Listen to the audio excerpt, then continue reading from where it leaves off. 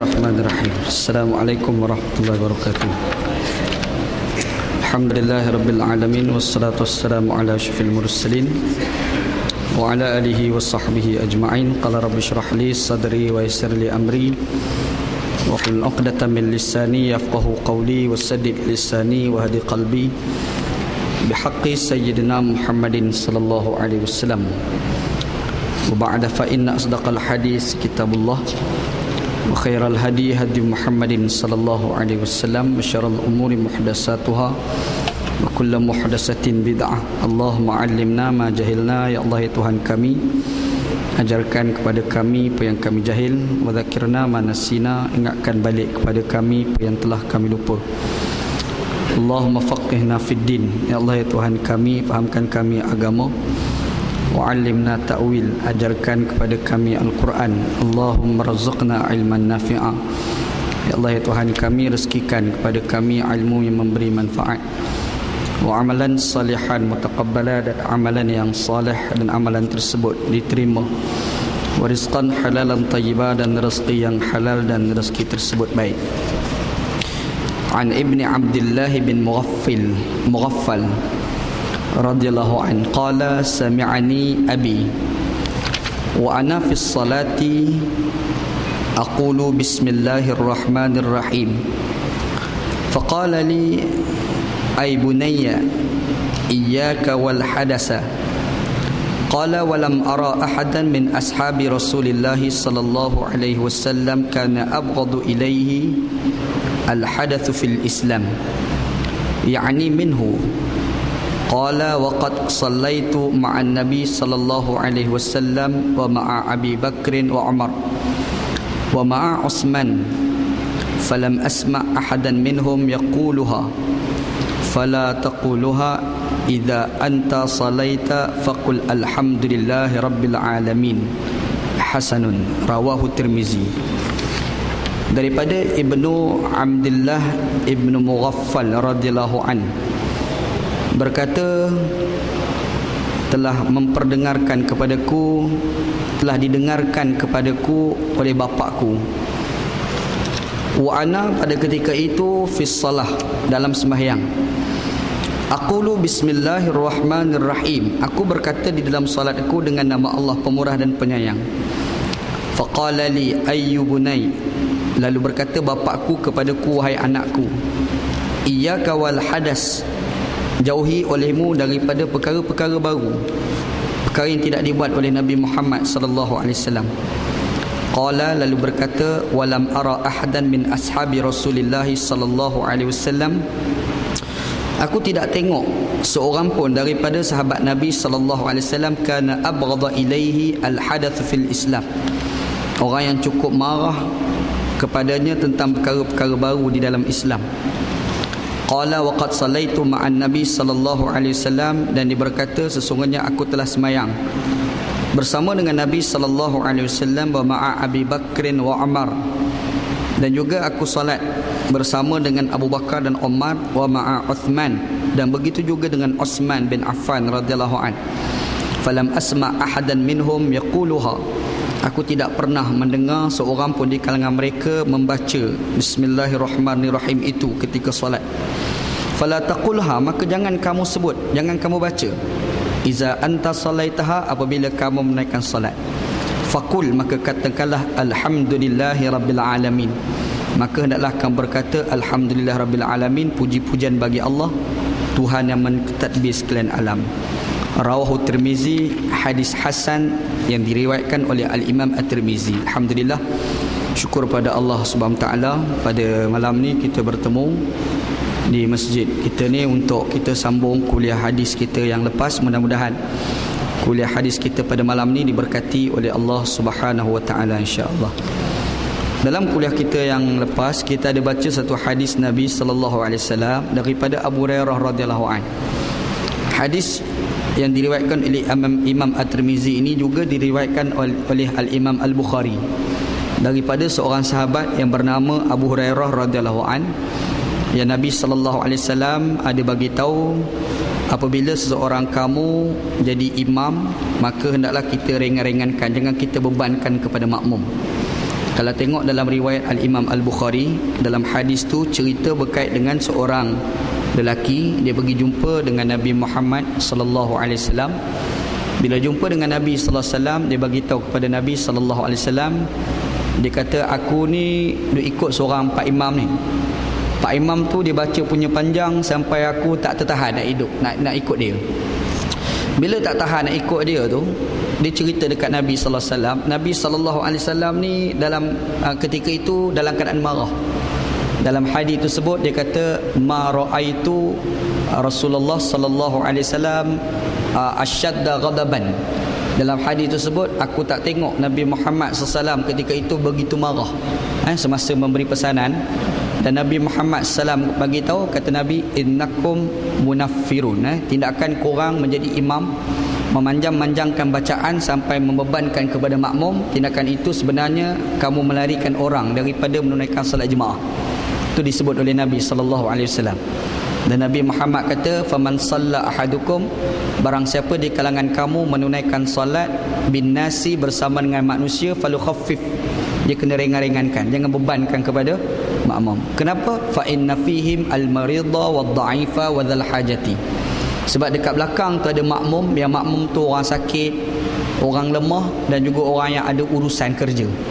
Jadi Islam ni ajar pada kita, bila kita beribadat, dan ibadat yang kita lakukan ni melibatkan berjemaah, melibatkan kepada makmum di belakang, kita jangan bebankan kepada makmum. Benda tu tidak disukai oleh Nabi Muhammad sallallahu alaihi wasallam. Itu kita dah cerita dalam kuliah kita yang lepas. Hari ini insya-Allah kita masuk satu hadis Nabi sallallahu alaihi wasallam. Hadis yang nak bawa ni daripada seorang sahabat Nabi yang bernama Ibnu Abdillah bin Mughaffal. Ibnu Abdillah bin Mughaffar. Penuh dia Abdullah bin Abdillah bin Mughaffar radhiyallahu anhuma. Sahabat Nabi lah ni. Ada seorang sahabat ni namanya Abdullah bin Mughaffal, dan dia ni ada anak dia pun nama Abdullah. Abdullah bin Abdillah bin Mughaffal ni, dia cerita, sami'ani abi. Satu hari dia disemayang dengan bapa dia lah. Bila dia semayang, bapa dia ni memperdengarkan kepadaku oleh bapa aku. Wa ana fi salati, dan ketika itu aku semayang. Masa aku duduk semayang tu, kata dia, aqulu bismillahirrahmanirrahim. Dia bila semayang, dia baca Fatihah. Masa dia baca Fatihah, dia ni baca bismillahirrahmanirrahim. Bila dia baca bismillahirrahmanirrahim awal suratul Fatihah, faqala li, lalu bapa aku ni bagi tahu kepada aku, apa kata bapa dia? Ai bunai, wahai anakku. Ai bunayya, wahai anakku. Bunayya ni kalau orang belajar bahasa Arab, bunayya ni panggilan seorang bapa kepada anak, dan panggilan tu panggilan manja. Sebab bapa ni panggil anak ni macam-macam panggilan. Kadang-kadang dia panggil bunayya, ya ibni. Ibni tu anak juga. Ibnu ni kita sebut Muhammad bin Abdullah. Muhammad bin tu bahasa Arab, mana Melajunya anak lelaki. Tapi kadang-kala orang Arab ni dia panggil anak ni ya ibni, wahai anak lelakiku. Dan kadang-kala dia tak panggil ya ibni, dia panggil ya bunai. Ya bunai tu maknanya wahai anakku manja. Macam cerita Umar Abdul Aziz dan anak dia Marwan. Umar Abdul Aziz ni dia ada anak, nama Abdul Malik. Abdul Malik anak kepada Umar Abdul Aziz ni, dia pergi jumpa dengan bapa nama Umar Abdul Aziz. Bapa dah jadi khalifah. Bila bapa jadi khalifah, bapa dia tak buat segala apa yang ada dalam Quran ni dalam pentadbiran. Bila bapa dia tak buat, dia anak yang nama Abdul Malik ni, dia confused. Dia rasa macam bapa dia tak tepat. Sebab banyak perkara yang Islam suruh buat dalam Quran tu, bapa dia tak laksanakan dalam pentadbiran kerajaan pada ketika itu. Jadi bila dia rasa tak sedar hati tu, jadi dia pergi jumpa dengan bapa dia, tanya macam mana bapa ni tak laksanakan Islam macam dalam Quran tu. Jadi bapa yang nama Umar Abdul Aziz ni, dia kata, ya bunayya la ta'jal. Ayat dia, ya bunayya la ta'jal, wahai anak manjaku, jangan kamu gopoh. Fa inna Allah dhammal khamra fil Qur'ani marratain wa harramahu salis. Inni akhafu an ahmil al-haqqa jumlatan fayadfa'uhu jumlatan wa dhalikal fitnah. Kata Umar Abdul Aziz, dia kata, wahai anakku, jangan kamu gopoh. Allah Ta'ala cela arak dalam Quran 2 kali. Haramkan kali ketiga. Arak tu, nak boleh ke haram tu, Allah Ta'ala cela dulu dalam Quran. Dia cela sekali, cela dua kali, bila kutuk dua kali arak tu, kali ketiga baru diharamkan oleh Allah Subhanahu wa taala. Jadi Nabi Muhammad kata, inni akhafu an ahmilal haqqa jumlatan fayadfa'uhu jumlatan. Aku bimbang sangat kalau aku laksanakan Islam total, nanti orang akan tolak Islam secara total. Orang tak faham, kita pergi desak dia terima juga, nanti dengan Islam habis dia tolak. Wadzalikal fitnah. Itu fitnah lagi besar lah. Ni cerita Omar Abdul Aziz. Jadi Omar Abdul Aziz dengan anak dia ni, dia tak panggil anak dia ya ibni, tapi dia panggil ya bunayya, wahai anakku yang manja. Kita lah nak panggil anak kita, nak tiru style Arab, kita panggil ya bunayya. Contohlah, nak panggil ya bunayya. Bunayya tu maksudnya wahai anakku yang manja. Jadi kita baca dalam hadis ni, cerita Abdullah bin Abdullah bin Mughaffal ni, dia ni semayang. Bila dia semayang, bapa dia dengar apa yang dia buat masa dia semayang. Masa dia semayang tu, dia baca Fatihah. Masa dia baca Fatihah, dia baca Bismillahirrahmanirrahim. Dia baca Bismillah. Jadi kita ada ubat lah. Dan kita dekat Malaysia ni, bila kita semayang, kita baca Bismillahirrahmanirrahim, baru kita baca Fatihah sampai habis. Jadi bapa ni, yang bapa nama Abdullah juga lah, Abdullah dengan anak dengan bapa nama serupa, Abdullah bin Mughaffal ni radhiyallahu anhu ni, dia ni bila tengok anak dia ni dia baca bismillah, ni bapa ni dia pesan, ai bunayya, wahai anakku. Apa kata dia? Iyyaka wal hadasa. Engkau jangan dak buat benda Nabi tak buat. Dia dah start sound anak dia.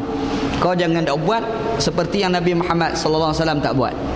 Qala walam ara ahadan min ashabi Rasulillah sallallahu alaihi wasallam kana abghadha ilaihi al hadath fil Islam. Kata anak ni pula, yang nama anak nama Abdullah jugalah. Ni susah, anak dengan bapak nama serupa ni payah. Dua-dua nama Abdullah. Anak ni dia kata aku tak pernah tengok seorang pun di kalangan sahabat-sahabat Rasulullah sallallahu alaihi wasallam yang cukup benci orang yang duk reka-reka benda yang dibuat oleh Nabi Muhammad sallallahu alaihi wasallam. Yang Nabi Muhammad sallam tak buat, tiba-tiba dibuat ni, bila dibuat tu ni bapak dia cukup marah. Cerita dia. Hadis ni dia nak cerita tentang pengamalan dalam mazhab yang lain daripada Syafi'i. Kita di Malaysia ni rata-rata mazhab Syafi'i. Bila kita rata-rata bermazhab Syafi'i, bila kita semayang, kita akan baca Fatihah, dan masa kita baca Fatihah kita akan baca bismillah. Tapi kalau kita pergi dekat Mekah, kadang-kadang kita dengar Pak Arab tu dia semayang dia tak baca bismillah. Jangan terkejut. Macam mana Pak Arab tu bila dia semayang dia tak baca bismillah? Rupa-rupanya ini jumpa hadis Nabi sallallahu alaihi wasallam. Dalam mazhab lain daripada Syafi'i, mazhab Ambali, mazhab Hanafi lebih-lebih lagi lah. Dalam mazhab Hanafi ni, pada mazhab ni dia kata bismillah tu bukan daripada surah Al-Fatihah. Tapi kita punya mazhab Syafi'i rahmatullah alaih, kita kata bismillah tu salah satu daripada surah Al-Fatihah. Tu kena beza tu. Jadi bila kita kata bismillah bukan daripada Fatihah, dah tu Fatihah jadi 6 ayat, tak, 7 ayat juga. Sebab daripada tu, pada ihdinas siratal mustaqim, siratal ladzina an'amta alaihim, situ kan. Kalau kita buka Quran kita, mazhab kita tu, kat situ tu tak ada waqaf, straight kan, ghairil maghdubi alaihim waladdallin. Ihdinas siratal mustaqim siratal ladzina an'amta alaihim ghairil maghdubi alaihim waladdallin. Situ tu satu ayat yang kita lah. Disebabkan situ satu ayat, maka bismillah tu satu ayat jadi 7 ayat. Tapi dalam mazhab yang lain, dia kata bismillah tu bukan daripada Fatihah. Bila bukan Fatihah, bila kita baca siratal ladzina an'amta alaihim, sebelum nak masuk ghair, situ ada waqaf pula. Bermaksud Fatihah tu sendiri memang 7 ayat. Cuma dia punya waqaf tu khilaf di kalangan ulama-ulama mazhab. Ada ulama mazhab kata bismillah tu salah satu daripada surah Al-Fatihah, dan ada mazhab kata tak, bismillah tu bukan daripada Fatihah, tapi tetap 7 ayat. Waqaf dia dekat mana satu lagi? Tu terletak di antara siratal ladzina an'amta alaihim dengan ghairil maghdubi alaihim waladdallin. Situ ada satu waqaf. Tu mazhab lain lah. Jadi rupa-rupanya bila kita baca dalam hadis Nabi sallallahu alaihi wasallam, ulama hadis ni dia berlaku khilaf. Dia berlaku perdebatan di kalangan mereka tentang isu bismillah tu salah satu daripada Fatihah ataupun tidak. Khilaf Yang penting itu baca Fatihah tu dalam semayang. Baca Fatihah dalam semayang tu rukun semayang Kalau kita semayang kita tak baca kalau kita tak baca Fatihah, semayang kita tak sah. Tu kena ingat. Berbeza dengan mazhab Hanafi. Jangan terkejut. Dalam mazhab Hanafi, semayang ni baca Fatihah ni option. Dia bukan mesti. Sebab dalam hadis riwayat Al-Imam Al-Bukhari, Nabi kata iqra' ma tayassara minal Quran. Nabi kata bacalah apa yang mudah daripada Quran. Jadi dia kata apa-apa yang mudah-mudah kita baca lah. Kalau kita rasa nak sembahyang, kita baca Qul Huwallah, dan kita rasa mudah, itu pun dah memadai. Mazhab Hanafi. Yang terkejut lah mazhab orang ni. Kita punya mazhab Syafi'i rahmatullah alaih, mazhab Maliki, mazhab Hambali. 3 mazhab ni kata bila kita sembahyang, kok mana pun kena baca Fatihah. Kok mana pun kena baca suratul Fatihah. Tiba-tiba kita sembahyang, kita tak baca suratul Fatihah, sembahyang kita tak sah. Kenapa? Mazhab kita Syafi'i, mazhab Hambali, mazhab Hanafi, dia kata mazhab Maliki yang kena baca surah Al-Fatihah. Kenapa? Sebab ada satu hadis Nabi sallallahu alaihi wasallam, Nabi kata la salata liman lam yaqra bi Fatihatil kitab. Nabi kata tak ada semayang kalau tak baca surah Al-Fatihah. Jadi kita ni Syafi'i, bila kita semayang kita kena baca Fatihah lah. Jangan pula tak nak baca Fatihah. Cuma ada sikit beza lain sikit dalam isu siapa yang wajib baca suratul Fatihah. Yang tu ada debat di kalangan ulama. Beza antara Syafi'i dengan ulama-ulama lain. Sebab dalam mazhab kita Syafi'i, dia ada istilah muwafiq dan masbuk. Muwafiq, satu lagi masbuk. Kita ni sebagai makmum, bila kita nak sembahyang jemaah, kita nak sembahyang jemaah tu, tiba-tiba Pak Imam tu dia dah baca Quran, baca Fatihah, yang kita makmum ni kena baca Fatihah ke tidak? Agak-agak macam sembahyang jahar lah, maghrib, isyak, subuh ni kan. Satu lagi sembahyang Jumaat. Jadi sembahyang jahar, bila sembahyang jahar kita dah dengar Pak Imam baca suratul Fatihah, makmum ni kena baca ke tidak? Soalan. Mazhab lain daripada Syafi'i kata tak payah, kita hanya dengar bacaan Pak Imam. Sebab apa? Sebab Quran bagi tahu, Allah Taala kata dalam Quran, wa idza quri'a alaihimul Quran fastami'u lahu wansitu. Bila dibacakan kepada kamu Al-Quran, kamu kena diam dan ambil perhatian. Quran bagi tahu lah. Bila Quran kata kena ambil perhatian, dengar, lepas tu diam. Makanya bila kita semayang, Pak Imam tengah baca Quran, baca Fatihah ke baca apa, kita sebagai makmum tak payah baca. Dalam mazhab lain. Dalam mazhab lain ni yang sebut 2-3 kali tu, mazhab lain, bukan mazhab kita tu.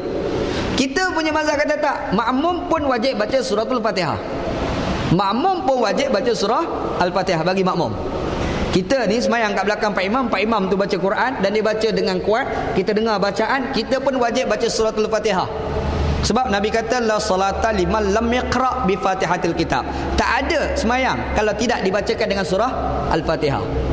Disebabkan mazhab kita kata baca Fatihah tu wajib, rukun semayang, walaupun kita sebagai makmum kena baca juga, debat panjang dalam isu muwafiq dan masbuk. Apa itu muwafiq, apa itu masbuk? Orang muwafiq adalah orang yang sempat baca Fatihah di dalam qiyam imam. Orang masbuk, orang yang tak sempat baca Fatihah di dalam qiyam imam. Beza sikit dia. Macam mana contoh kita mari semayang, kita angkat takbir sekali Pak Imam, muwafiq. Sebab Pak Imam qiyam tu, kalau kita baca Fatihah tu memang sebab habis, kita dikira sebagai orang yang muwafiq.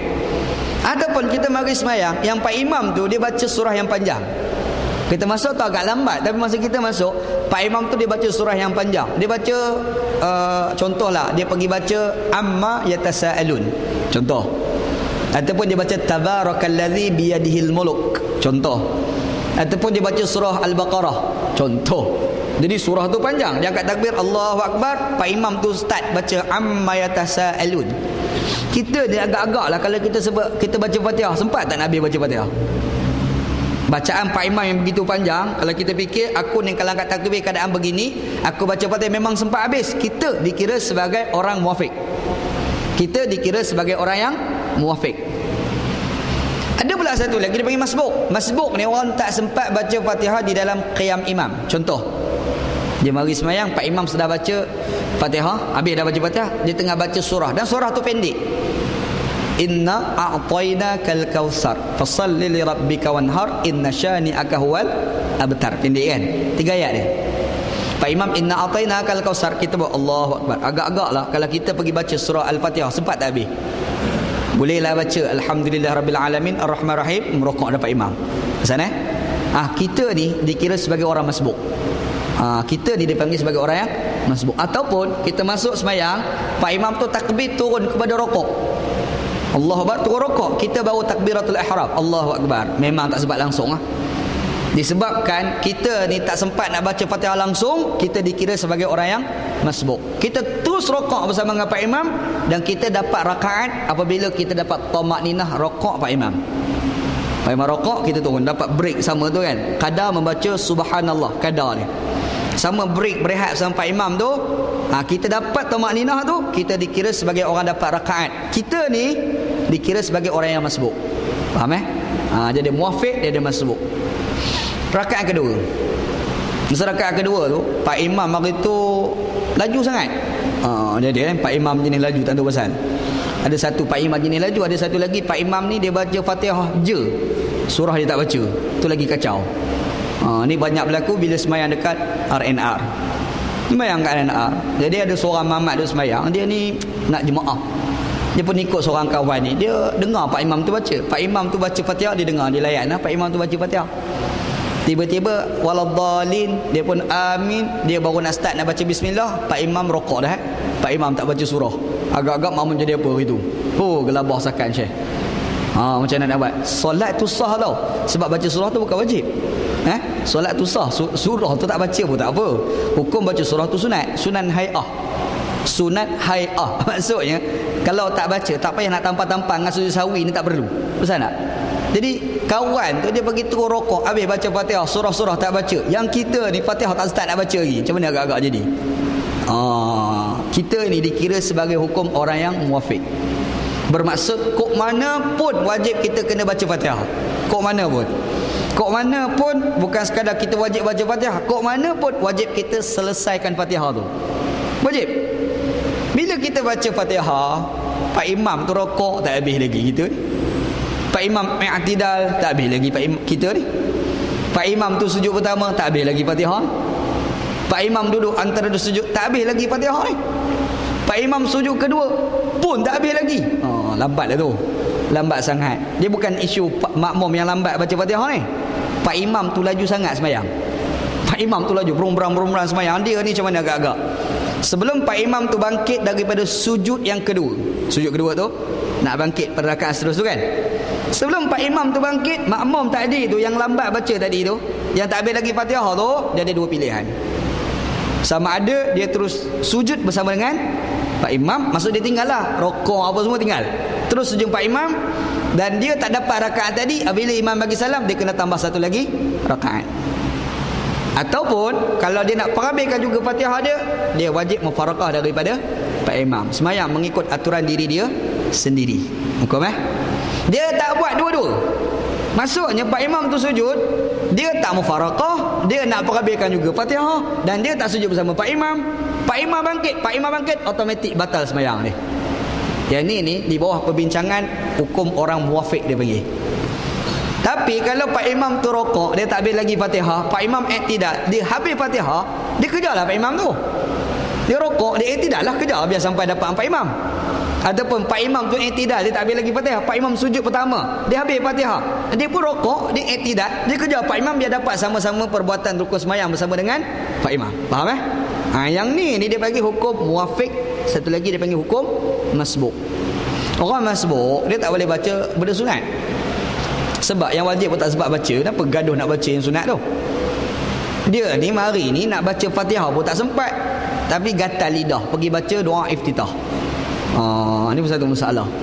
Allahu Akbar, Allahu Akbar kabira, walhamdulillahi katsiran. Pak Imam tu inna a'tainakal kausar. Agak-agak je dia pun. Sudah macam mana agak-agak. Dia tak boleh baca benda sunat. Dia ni kena baca yang wajib terus. Tiba-tiba dia pergi baca, isunya terbaca. Bunyi pun bukan sengaja lah. Kan? Bila terbaca, macam mana nak buat? Yang ni ulama dalam mazhab Syafi'i lah. Khilaf di antara Imam Ibn Hajar Al-Haytami dengan Imam Ar-Ramli. Benda ni kalau rajin buka kitab lah, rajin buka tu, mana yang musalli. Dekat belakang tu ada satu tajuk, Tatmimul Faidah. Dalam tajuk tu ada cerita pasal muafiq dan masbuk. Jadi bila dia dibaca doa iftitah dan dia terbaca, bukan sengaja nak baca, tiba-tiba baru sedar, alamak aku ni sebenarnya tak lambat, aku nak baca Fatihah. Tiba-tiba dah terbaca doa iftitah. Macam mana nak buat? Dia kena kira berapa banyak ayat yang dah terbaca dalam doa iftitah. Allahu Akbar kabira, walhamdulillahi katsira, wa subhanallahi bukratan wa asila. Satu ayat. Wajjahtu wajhiya lilladzi fataras samawati wal ardh hanifan. Dua ayat. Contoh kan. Dia dah terbaca dua ayat. Makanya bila Pak Imam rokok, dia tak boleh turun rokok bersama Pak Imam. Dia baca sampai Allahu Akbar kabira, walhamdulillahi katsira. Alamak aku ni muafiq. Aku ni masbuk. Sebut mana boleh aku baca doa iftitah, tapi dah terbaca satu ayat kan. Dia pun terus baca Fatihah. Bismillahirrahmanirrahim. Alhamdulillahirabbil alamin. Arrahmanirrahim. Pak Imam rokok. Bila Pak Imam rokok, dia boleh tak terus rokok? Tak boleh. Sebab dia dah terbaca satu ayat dalam doa iftitah, dia kena qada satu ayat dalam surah Al-Fatihah. Pasal tak? Alhamdulillahirabbil alamin arrahmanirrahim maliki yaumiddin. Pak Imam rokok. Nanti dulu tambah satu ayat lagi sebab qada satu ayat dah terimbat dalam doa iftitah. Faham itu nak kira pula tu. Kan? Ni ada perbincangan ni. Kalau nak tahu lebih dalam kena mengaji satu kitab. Kitab tu nama Maniatul Musalli. Ramai orang mengajar kitab tu kan. Ngaji kitab tu dia detail cerita macam mana tentang isu muwafiq dan masbuk. Anak tahu sebab anda mengajar kitab tu. Anda mengajar dekat Kelang, mengajar kitab tu. Cerita dia. Tak. Jadi baca Fatihah ni adalah rukun sembahyang. Jangan tak baca surah Al-Fatihah. Cuma beza sikit dalam mazhab Hanafi. Mazhab Hanafi kata yang penting baca Quran. Fatihah tak Fatihah tu cerita lain. Sebab Nabi Muhammad kata iqra' ma tayassara minal Quran dalam hadis. Nabi kata bila kau nak sembahyang ni bacalah yang paling senang daripada Al-Quran. Dia kata paling senang qul Allah lah baca. Kata imam tiga kata tak. Yang paling senang ni adalah Fatihah. Jadi baca Fatihah juga. Itu cerita khilaf di kalangan ulama. Kita dia baca Fatihah lah, jangan dia baca surah lain pula. Dia pula awak perangai, Pak Imam pula awak perangai. Janganlah. Pak Imam sembahyang hari tu Allahu Akbar, dia tu baca Al-Baqarah, Alif Lam Mim Zal. Kau mana pula Pak Imam ni kan? Jangan nanti gelabah beri makmum. Yang tu mazhab Hanafi. Tinggal tepi mazhab Hanafi. Yang kita cerita mazhab kita Syafi'i rahmatullah alaih, wajib kita membaca surah Al-Fatihah. Cuma dalam hadis ni sebut tentang bismillah tu baca salah satu daripada Fatihah ataupun tidak. Yang tu yang kita cerita dalam hadis ni. Cerita orang nama Abdullah bin Abdillah bin Mughaffal ni, dia sembahyang hari tu dia baca bismillah. Bismillahirrahmanirrahim. Ni bila sembahyang tu, habis sembahyang bapak ni pergi jumpa. Bapak ni dia kata ya ayyubunai, wahai anakku, iyyaka wal hadas, kau jangan dok buat benda Nabi tak buat. Kata bapak ni, kau jangan dok buat benda Nabi sallallahu alaihi wasallam tak buat. Yang pergi baca bismillah, baca Fatihah ni, kata Abdullah bin Mughaffal ni, Nabi tak buat tau. Qala, dan dia kata ni, kata anak ni pula, dia kata walam ara ahadan min ashabi Rasulillah sallallahu alaihi wasallam kana abghada ilaihi al-hadatsu fil Islam. Dia kata aku tak pernah nampak seorang pun di kalangan sahabat Nabi kecuali bapa aku cukup kuat untuk cukup tak suka benda-benda yang benda Nabi tak buat, yang dia pandai-pandai buat. Bapa aku cukup tak suka. Dia tak bagi kita buat benda reka-reka. Dia benda agama ni tak boleh reka-reka. Benda agama ni kena tahu Quran kata apa, hadis kata apa. Itu agama. Kalau agama ni ikut otak kita, senang. Tak payah turun Quran lah kalau ikut akal kita kan. Jadi Allah Ta'ala turunkan Quran, Allah Ta'ala turunkan hadis. Yang tu sumber daripada agama. Pandai-pandai tak boleh. Kita semayang ni yang zuhur 4 rakaat, kita up sikit 5 rakaat. Tak boleh. Benda tu dilarang di dalam Islam. Haram, tak boleh. Jadi Islam ni dia letak asas cantik dah. Kita ni semayang, Nabi Muhammad dah ajar rukun semayang dia apa. Kita pergi tambah rukun semayang, tak boleh. Buat juga batal semayang.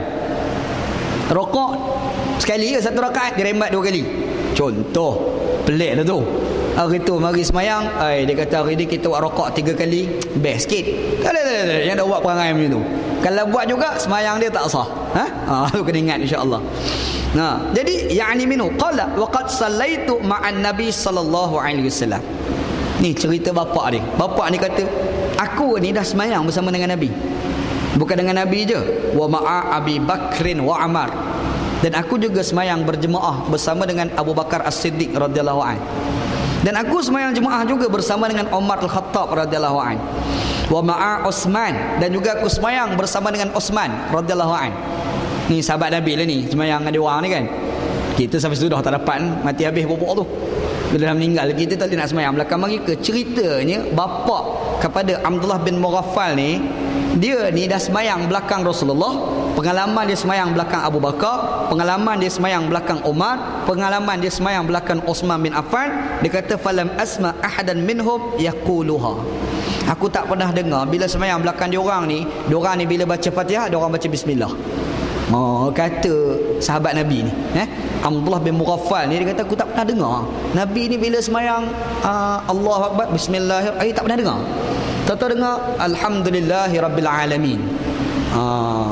Yang ni hadis ni rojok dalam mazhab yang lain daripada mazhab Syafi'i. Imam kita Syafi'i rahmatullah alaih, jangan dok kata dia tak ada hadis pula. Imam Asy-Syafi'i rahmatullah alaih, kalau buka dalam Musnad Asy-Syafi'i, dalam satu kitab Imam Syafi'i ini ada satu kitab nama Musnad Asy-Syafi'i.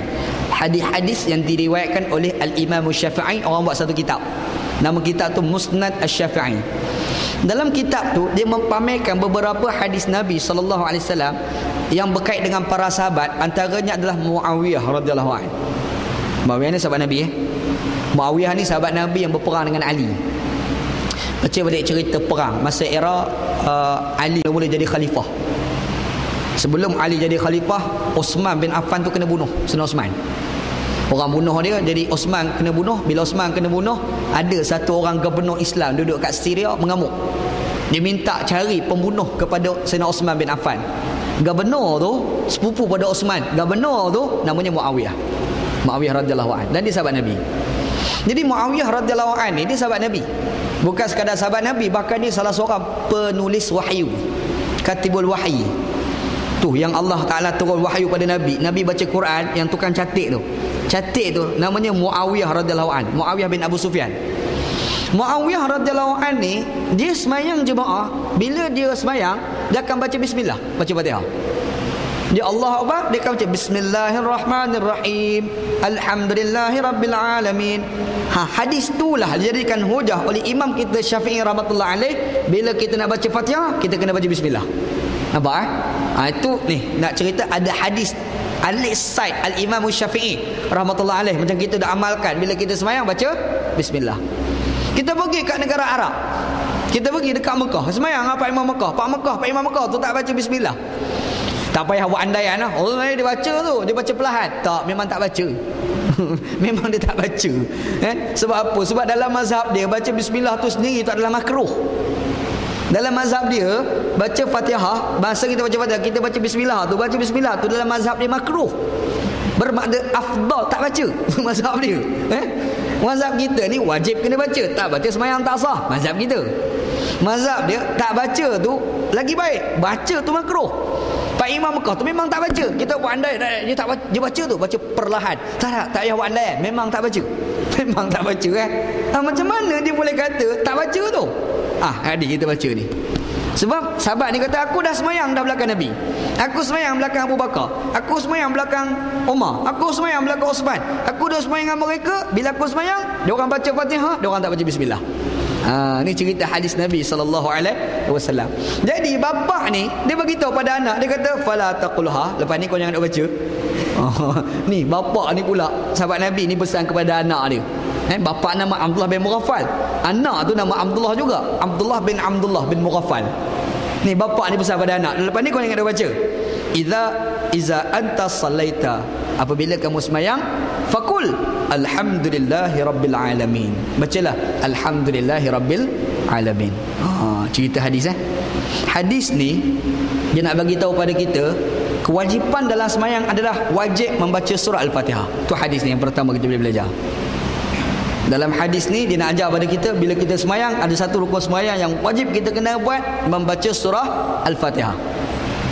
Yang kedua, hadis ni dia nak bagi tahu kepada kita, ada mazhab mengatakan bismillah bukan daripada surah Al-Fatihah. Hadis ni. Tapi kita tak nafikan ada hadis yang mempamerkan sahabat Nabi bila semayang dia orang baca bermula dengan Bismillahirrahmanirrahim. Daripada hadis itulah Imam kita Syafi'i rahmatullah alaih mengatakan bahawasanya bismillah salah satu daripada surah Al-Fatihah. Tu hadis. Kita pula macam mana sekarang? Sudah dah dengar ustaz ni cerita Syafi'i satu, Hanafi satu, Maliki satu, Khudai semua. Ni satu nak ikut ni. Jawapan dia senang. Kita mazhab Syafi'i, pakai mazhab Syafi'i. Kita mazhab Syafi'i, bila kita semayang jemaah jadi Pak Imam, baca bismillah. Tiba-tiba kita pergi kat negara orang Arab, dengar Pak Arab tu tak baca bismillah, jangan duk mufaraqah pula Pak Imam tu. Jangan duk mufaraqah. Sebab cara Pak Imam tu yang di Mekah tu, yang dekat negara Arab tak baca bismillah tu pun ada sandaran daripada hadis Nabi SAW. Ambil sikap hormat, toleransi antara satu dengan yang lain, meraihkan perbezaan pendapat di kalangan ulama. Gitu insya-Allah. Okey, hadis ni adalah hadis hasan. Hadis ini baik, boleh dibuat hujah dan hadis ni diriwayatkan oleh Al-Imam At-Tirmizi. Wallahu a'lam. Wallahu a'lam. Ada siapa nak tanya soalan?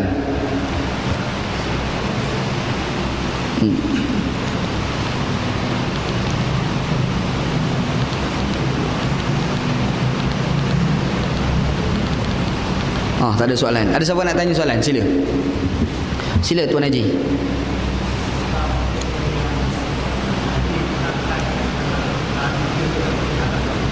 Apa dia ni? Tak dengar. Zakat. Zakat. Apa sebenarnya? Zakat bayar hutang. Zakat boleh dibayar macam mana? Zakat sebagai hutang. Zakat dianggap sebagai hutang. Okey, betul? Adakah maksudnya zakat dipilih dengan akan masuk kedua kita bayar zakat kita dipilih dengan income tax. Okey, sekarang ni jadi zakat, satu lagi ada cukai. Kan? Pada zaman Nabi SAW, konsep cukai ni tak ada. Itu premis pertama. Pada zaman Nabi SAW, konsep-konsep cukai ni tak ada. Ialah zaman tu sistem politik bukan macam zaman sekarang. Jadi yang kewajipan yang perlu bayar adalah zakat. Ada pula nama jizyah. Jizyah ni orang kafir masuk dalam negara orang Islam, untuk dapat keamanan dia kena bayar. Yang orang Melayu terjemah sebagai cukai kepala. Sebenarnya terjemahan cukai tak tepat. Sebab dalam Arab ni kalimah cukai ni disebut istilah ad-daraib. Daraib tu terjemahan dia cukai, bukan jizyah. Jizyah ni benda lain. Lepas tu ada al-kharaj. Al-kharaj ni tanah kita ni contohlah kita nak cucuk tanam. Tanah tu tanah kerajaan. Bila tanah tu tanah kerajaan, kerajaan akan buka satu kawasan tanah. Dia kata tanah ni aku isytiharkan kepada siapa-siapa nak bercucuk tanam. Bila nak isytihar tu, kita pun bercucuk tanam. Bila hasil keuntungan, kita bayar cukai hasil tanah tu. Yang tu dia panggil kharaj. Istilah dia lah kharaj.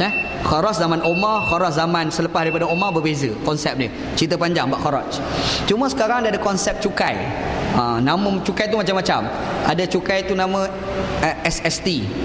Ada cukai nama GST. Nanti itu baru lah tu, yang tak laksanakan lagi. Ada pula income tax. Kan? Ni macam mana? Itu semua konsep dia adalah cukai. Okey. Zakat lain, cukai lain. Zakat ni satu kewajipan yang ada dalam hadis Nabi SAW dan ada dalam Quran. Tu zakat. Zakat ni kewajipan dia memang ada dalam Quran, ada dalam hadis Nabi SAW. Cukai dia tak ada dalam Quran, tak ada dalam hadis. Cukai ni yang kita kutip sebab nak buat pembangunan, kutip duit pada rakyat ni sebab kita nak buat jalan raya sebagai contoh. Yang ni pendapat ulama. Dalam tradisi orang Islam, ulama yang mengeluarkan fatwa ada ni konsep cukai. Antara ulama yang keluar pendapat yang mengatakan ada ni konsep cukai ni adalah Al-Imam Al-Ghazali. Al-Ghazali sebut cukai. Ibnu Taymiyah, Ibnu Qayyim Al-Jauziyah, Imam An-Nawawi rahmatullah alaih. Ni semua ulama-ulama ni dia bahas tentang adanya konsep cukai. Dan cukai diambil berdasarkan kepada keperluan. Jadi kalau ada orang kata zakat tak perlu bayar, ganti dengan income tax sebagai contoh, apakah orang tu dia telah meninggalkan kewajipan syar'i? Ya, dia meninggalkan kewajipan syar'i. Kok mana pun zakat kena tunai. Cukai satu part yang lain. Sebab bila sebut zakat, dia mesti ada kaitan dengan wahyu daripada Allah Ta'ala, dari sama ada daripada Quran ataupun daripada hadis Nabi SAW. Cukai dia tak ada dalam Quran dan hadis. Cukai dia datang daripada ijtihad ulama, pendapat-pendapat ulama. Tu kena beza. Dan cukai pada zaman dulu dia tak melibatkan pembangunan. Zaman dulu tak penting pembangunan ni. Cukai zaman dulu ni untuk peperangan. Dulu bila nak berperang, duit tak ada, dia orang akan isytihar, kerajaan akan isytihar pada rakyat ni, kita nak berperang, ada musuh serang dengan kita nak mempertahankan negara, bayar cukai. Masa tu ulama-ulama Islam Allah fatwa lah, okey bayar cukai. Jadi rakyat pun pakat bayar cukai. Itu konsep asal cukai lah. Cuba bila dah moden ni, negara ni dia tak boleh nak bersaing dengan negara lain kecuali kena ada kemajuan. Makanya adalah konsep cukai, nak bagi jalan raya cantik, bangunan besar-besar, bagi contoh lah kan. Itulah asal bagi cukai. Cukai tak ada dalam Quran dan hadis. Yang ada dalam Quran hadis adalah zakat. Jadi kalau orang tu dia bayar cukai, dia tak bayar zakat, kewajipan syar'i dia tak tunai lagi. Jadi zakat pun kena bayar. Alhamdulillah dekat Malaysia ni dah ada satu kemudahan. Bayar cukai ada pelepasan. cukai kan. Bayar zakat boleh ada pelepasan cukai. Buatlah kalau boleh buat, alhamdulillah lah. Gitu. Kita bayar cukai, tak bayar zakat, ada kewajipan syar'i yang kita tak tertunai lagi. Gitu. Wallahu a'lam. Wallahu a'lam. Okey, ada siapa nak tanya soalan lain? Sebab cukai ni tinggi bagi ekonomi.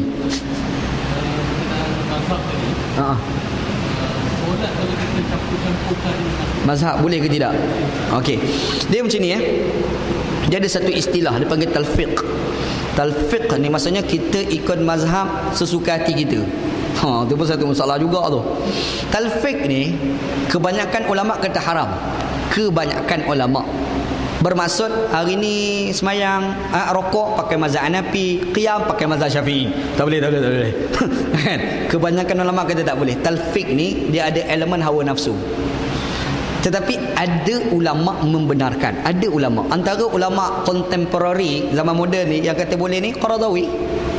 Dr. Yusuf Al-Qaradawi dia membenarkan talfiq. Kita rasa nak qiyam tu pakai Syafi'i, rokok tu pakai Hanafi pula. Contohlah kan. Adalah pendapat Qaradawi boleh. Qaradawi membenarkanlah. Tapi kebanyakan ulama melarang talfiq. Talfiq ni kita saja-saja nak ambil mazhab tu kan. Sebab apa tak boleh? Kenapa ulama ni kata tak boleh? Mereka kata tak boleh sebab orang yang bertukar-tukar mazhab dalam satu amal ibadat ada elemen mengikut kehendak hawa nafsu. Sedangkan mengikut hawa nafsu itu diharamkan di dalam Islam. Nampak itu hujah mereka lah. Jadi kita nak pakai satu semayang dalam Syafi'i, Hanafi, Hanbali, kita nak buat juga. Contoh, kalau kita nak pakai style Qaradawi, fadal. Kadang kita kena raih.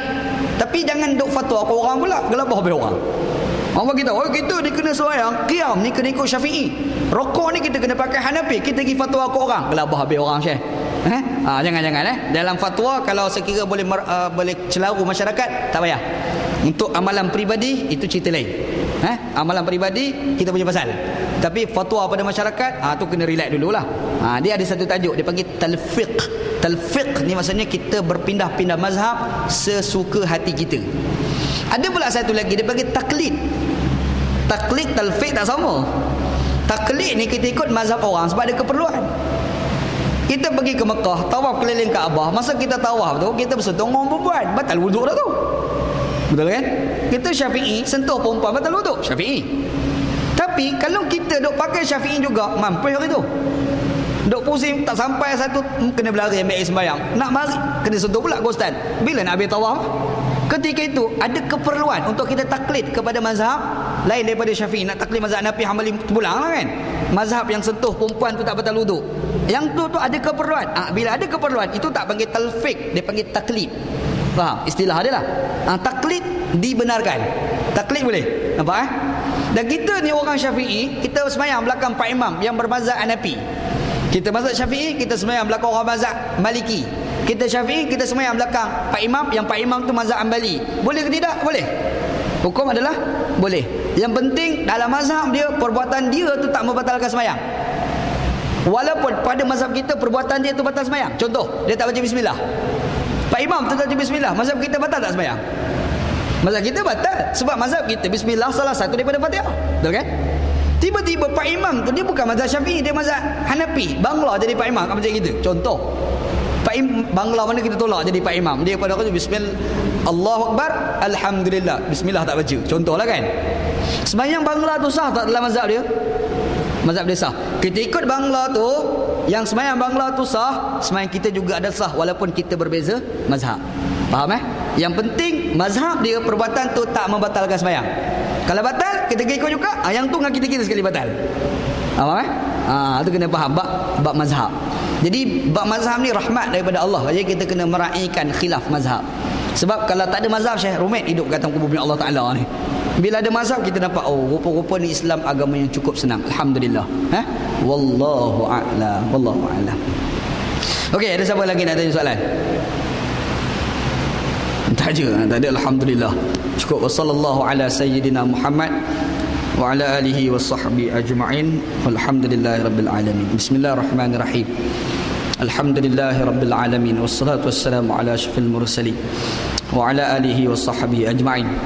Allahumma razzuqna ilman nafi'a. Ya Allah ya Tuhan kami, rezekikan kepada kami ilmu yang memberi manfaat, wa amalan salihan mutaqabbala, dan amalan yang salih dan amalan tersebut diterima. wa rizqan halalan tayyiban, dan rezeki yang halal dan rezeki tersebut baik. Rabbana atina fid dunya hasanah, ya Allah ya Tuhan kami, berikan kepada kami kehidupan kami dunia baik, fil akhirati hasanah, dan juga di akhirat baik, wa qina adzabannar, selamatkanlah kami daripada azab api neraka. Wassallallahu ala sayyidina Muhammad wa ala alihi washabbihi ajma'in, walhamdulillahirabbil alamin. Taqabbalallahu minna wa minkum.